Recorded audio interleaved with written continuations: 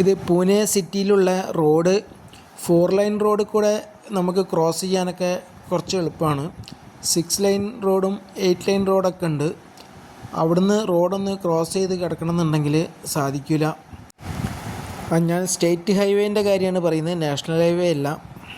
ഞാനൊരു 10-15 മിനിറ്റ് നിന്ന് നോക്കി എപ്പോഴെങ്കിലും ഒരു ഗ്യാപ്പ് ഉണ്ടെങ്കിൽ ക്രോസ് ചെയ്യാമെന്ന് വിചാരിച്ചിട്ട്. പക്ഷേ കണ്ടിന്യൂസ് ആയിട്ട് വാഹനങ്ങളിങ്ങനെ മൂവ് ചെയ്തുകൊണ്ട് തന്നെ നിൽക്കുകയാണ്. അതിന് പ്രധാന കാരണം അവിടെ സിഗ്നൽസ് വളരെ കുറവാണ്. എന്തെങ്കിലും സിഗ്നൽ ഉണ്ടെങ്കിലാണ് നമുക്ക് അത് ക്രോസ് ചെയ്യാൻ പറ്റുക.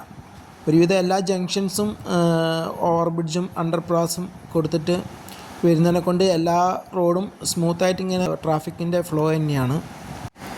പിന്നെ ഇവിടെ ഒരു സിഗ്നൽ വളരെ കുറവാണ്. പിന്നെ ഒരു സിഗ്നൽ കാണുന്നുണ്ടെങ്കിൽ 2 കിലോമീറ്റർ 3 കിലോമീറ്ററൊക്കെ കഴിഞ്ഞ് കഴിഞ്ഞാൽ ഒരു സിഗ്നൽ ഉണ്ടാവാം.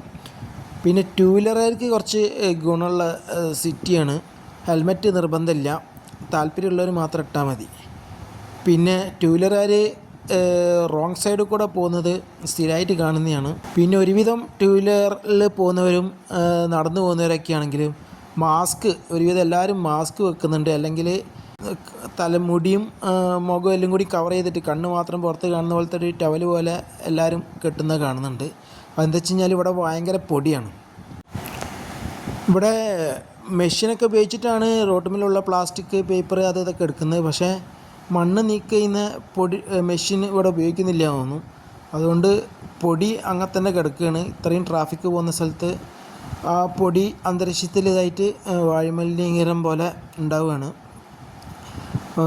പ്രധാനമായിട്ട് ഇവിടുത്തെ ഫുട്പാത്തിലൊക്കെ അധികം പൊട്ടിപ്പൊളിഞ്ഞ് കിടക്കുകയാണ്. ചില സ്ഥലത്ത് ഫുട്പാത്ത് ഇല്ല.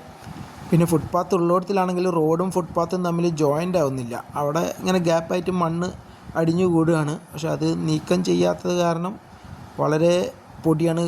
മാസ്ക് ഇടാതെ പുറത്തു കൂടെ നടക്കാൻ പറ്റാത്ത ഒരു സിറ്റുവേഷനാണുള്ളത്.